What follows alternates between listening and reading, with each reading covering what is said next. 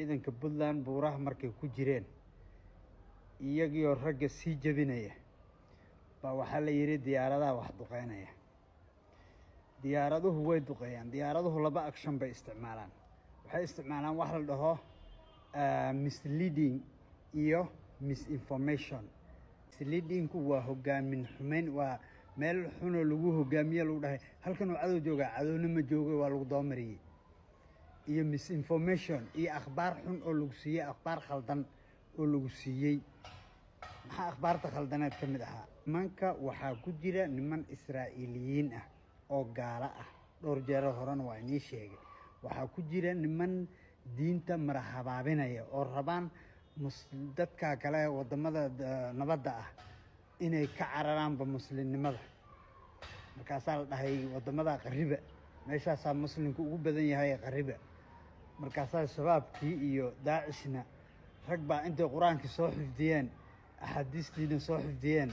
wallaahi wiilasha ciidamada saraakiishana waxaan leeyahay fadlan meel haddaa aragtaan in la duqeeyey ha ku yaacina, hasdhihina meeshaasaa la duqeeyey ka wardoona ama qaniyo u doonta ama hub u doonta. meesha waxaa laga yaabaa dhankeeda kale in laga yimaado oo raggaa in la dhabarjabiyo. nimanka waa niman ajnabi ah.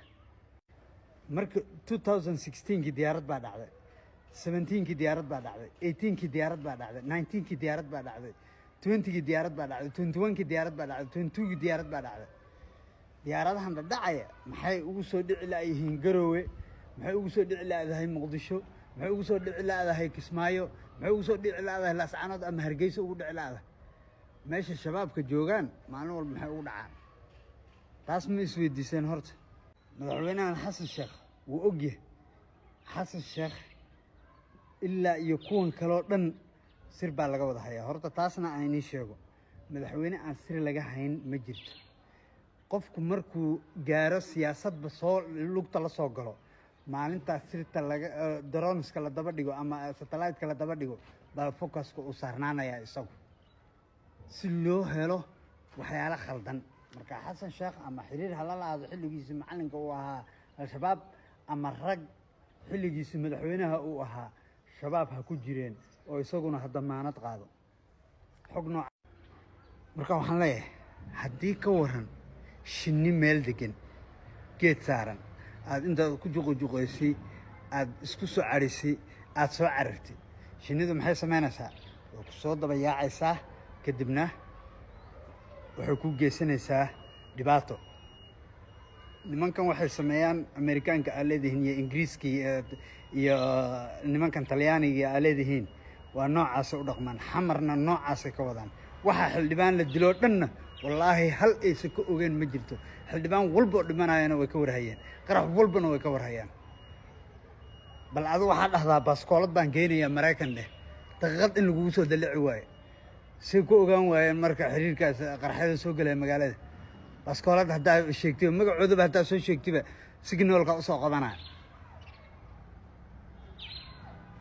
marka waxaan leeyahay waxa laga sameeyo argagixisada waxa weeye waa Soomaali inay horta labada dhinacba inay wax ka dhintaan bay iyagu rabaan. shabaabna inay wax ka dhimato, boqol ka dhimato, ciidankuna boqol ka dhinto. iyagu muhiimadoodu targetkoodu waa intaas, inuu wiil Soomaaliyeed uu dhinto weeye targetkoodu. muhiimadoodu hadafkoodu waa intaas, waa wiil Soomaaliyeed ama shabaab ha noqdo ama daacish ha noqdo ama dawladda ha noqdo, waa inuu dhintaa wiil Soomaaliyeed. hadafkoodu ugu weyn waa intaas. sababtoo ah waxaa la sameeyaa marka qofka uu rabo inuu bulshada ku soo diro qofkan intay baxaan bay hal qof oo masaakiina oo waxba geysan oo tuulo yar oo shabaab ku dhex noolaa baa la soo dilayaa. odaygaas la soo dilay waxaa laga yaabaa 4 wiil inuu dhalay, 4tiisa wiilna beeraley ahaayeen. maxaa ku khasbaysaa wiilashaas maalinka dambe inay xanaaqaan ee dhahaan aabbahen waa u soo argudaynaa